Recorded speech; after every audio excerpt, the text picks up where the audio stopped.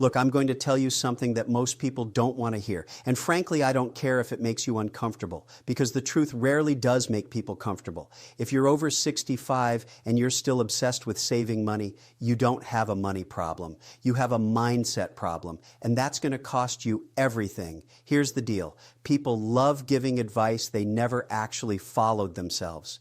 The worst offenders, elderly folks who keep repeating this nonsense, keep saving. It's the responsible thing to do. Responsible? No, that's self-deception dressed up as wisdom. And I've made a career out of spotting the difference. The rules change. After 65. Let me be crystal clear. After 65, the entire game changes. Most people are either too stubborn or too terrified to admit it.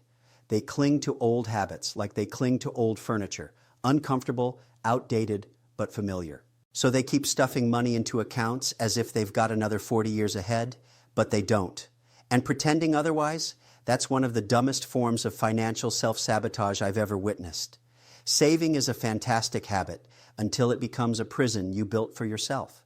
Here's what most people get wrong. They confuse two completely different things: saving for security and saving out of fear. The first one, by 65, that job should be done. You should have already built your foundation. The second one, that's cowardice wearing a suit and calling itself prudence. I've seen this disaster play out.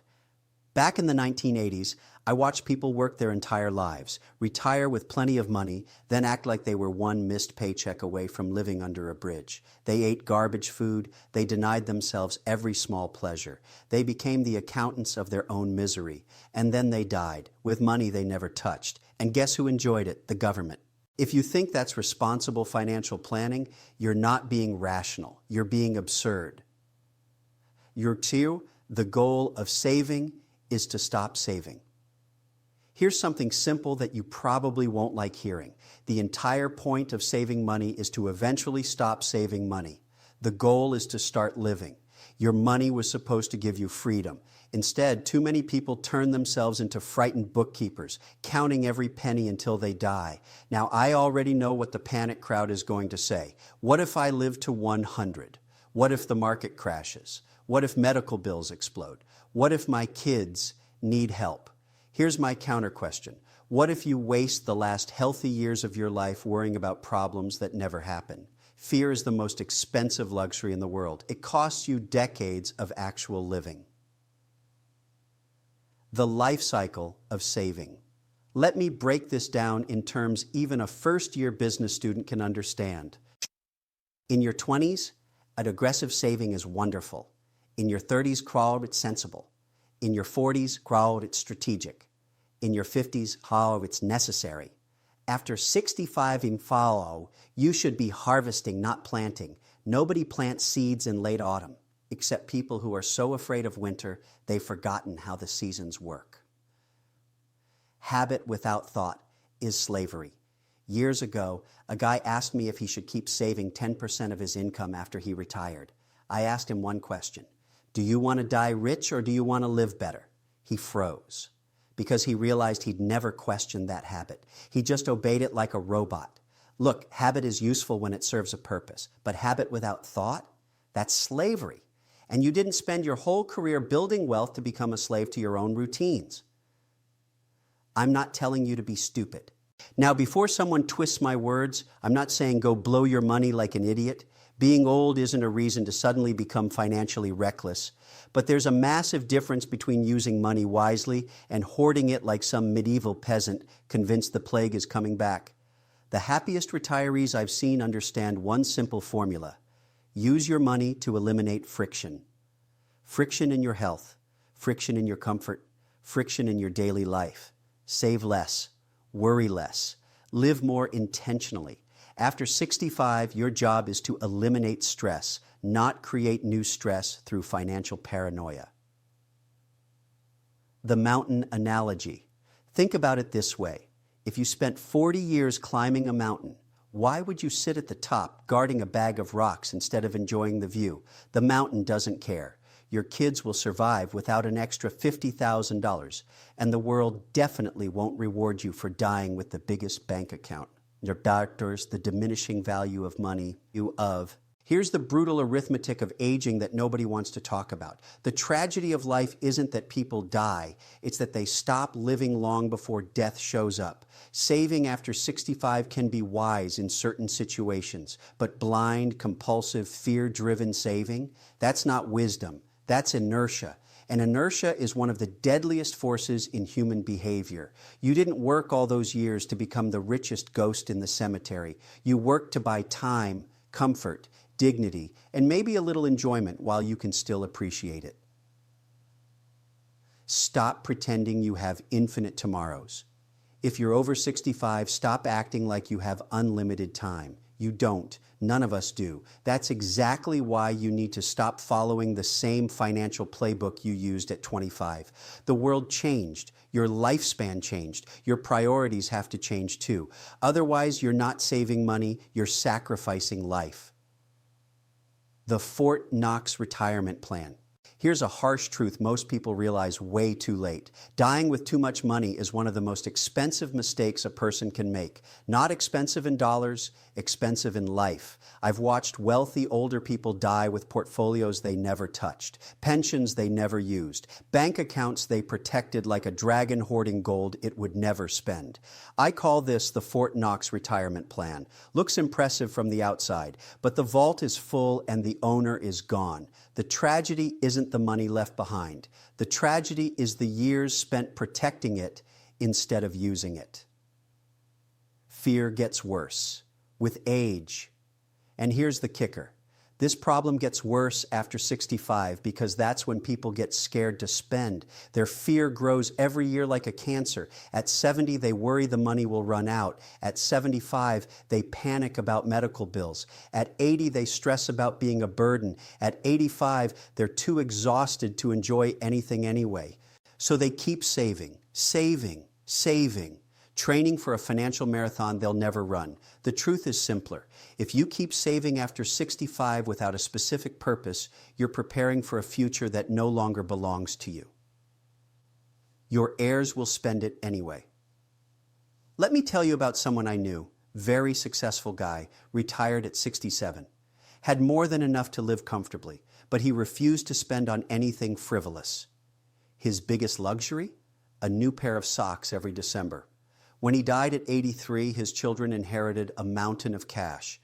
In 2 months, they spent more than he had spent in 20 years. Cars, cruises, kitchen renovations, everything he denied himself. Would he have approved? Probably not. But that's the point. If you don't use your money, someone else will, and they won't follow your rules. This is what old accumulators never think about. They guard their money for decades, only for their heirs to treat it like a lottery win. You can call it unfair. You can call it a tragedy. I call it reality.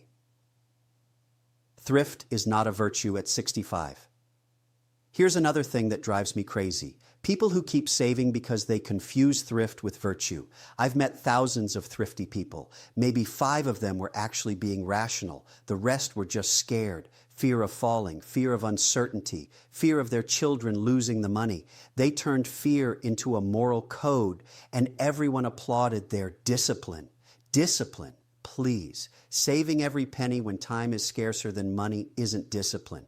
It's a catastrophic misallocation of the one asset you can never get back. The investment math. Let me put this in terms you can't misunderstand. If you're 65 or older, every dollar you save has diminishing returns. Every year you delay spending multiplies your opportunity cost. When you're young, money is more valuable because of time. When you're old, time is more valuable because money can't buy more of it.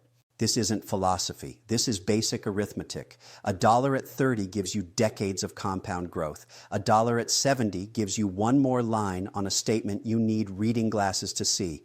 Yet people cling to these late life dollars like they're sacred relics. The health factor. Now let's talk about health, the great spoiler of late life thrift.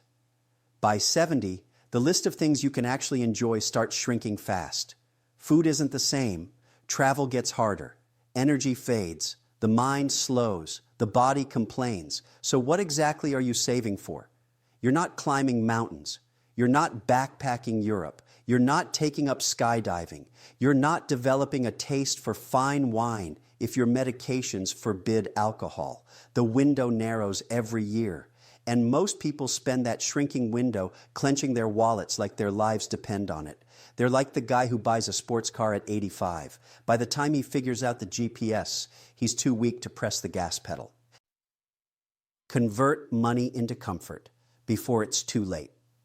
Here's the sensible approach. Start converting your money into comfort before comfort becomes impossible. Use it to remove pain. Use it to make life easier. Use it to buy back time. Use it to enjoy what you can while you still can. Because here's what people miss. The value of money depends entirely on the condition of the person holding it. $1 million in the hands of a healthy 60-year-old is freedom. $1 million in the hands of a 90-year-old is paperwork. Most people save as if they'll always be the 60-year-old version of themselves.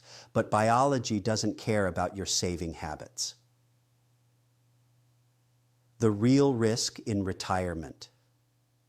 I said this back in 2005. The biggest risk in retirement isn't running out of money. It's running out of life before you use the money. People laughed. They always laugh at the truth. Here's another uncomfortable fact. The older you get, the more money you need to maintain the same quality of life. Travel costs more because you need comfort. Food costs more because you need health. Life costs more because you need support. And yet people cut expenses precisely when their quality of life requires more investment, not less. That's not wisdom. That's insanity dressed up as prudence. Allocate, don't accumulate.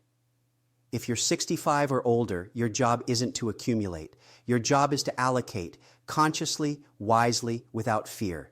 If you die with too much money, you failed. You misunderstood the game. The goal was never to leave the biggest pile. The goal was to use your pile to build the best life you could with clarity, dignity, and minimal stupidity. And that requires one uncomfortable shift. Stop saving by habit. Start spending by reason. The preservation instinct. Want to understand why people keep saving when it no longer makes sense? You have to understand the preservation instinct. It's perfectly natural. It kept our ancestors alive when winter meant starvation, and predators were real animals trying to eat them. But instincts don't retire just because you do. They keep running long after they've outlived their usefulness. After 65, preservation becomes a trap. You stop thinking like a human and start thinking like a squirrel in October, hoarding nuts for 10 more winters. Except at your age, there probably aren't 10 winters left. Fear is a lousy accountant.